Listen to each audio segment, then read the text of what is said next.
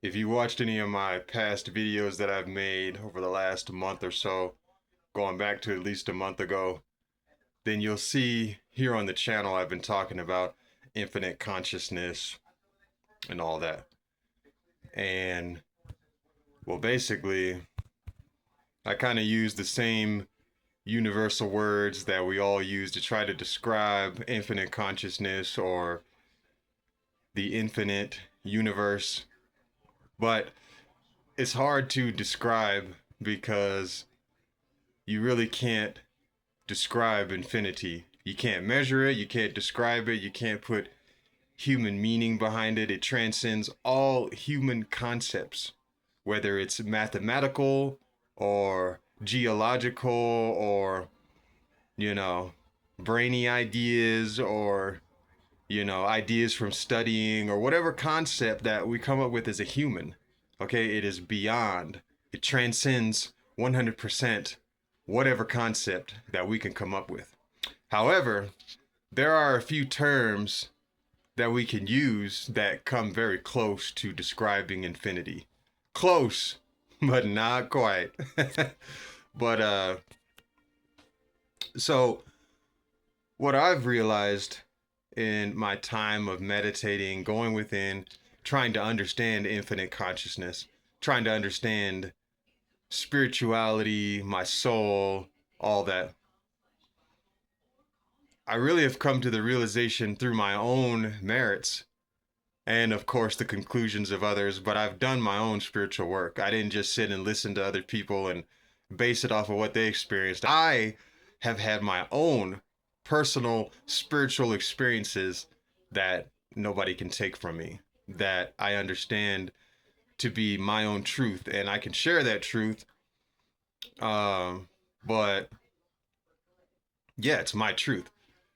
What I've come to realize infinite consciousness truly is it's beyond the concept of consciousness.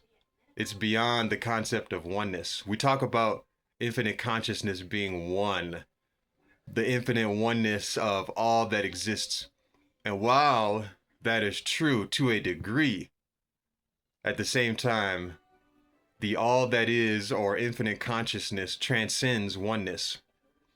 The reason that is because it is pure imagination. Okay, that's what consciousness is basically, or is the byproduct of, which is imagination.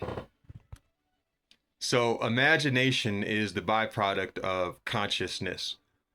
And when we're talking about infinite consciousness, we're talking about infinite imagination. So, infinite consciousness exists and finds its existence through imagination.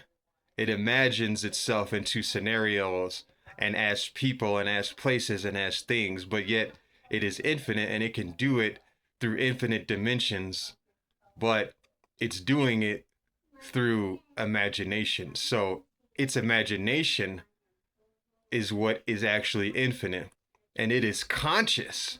It is infinite consciousness, but it is conscious of its imagination. And so through its imagination, through its infinite imagination, that's how all this comes to be. And so you cannot measure an imagination, you can't define it, you can't come up with a concept of what an imagination truly is. Like, it just is. It happens inside consciousness, and it is just a byproduct of consciousness.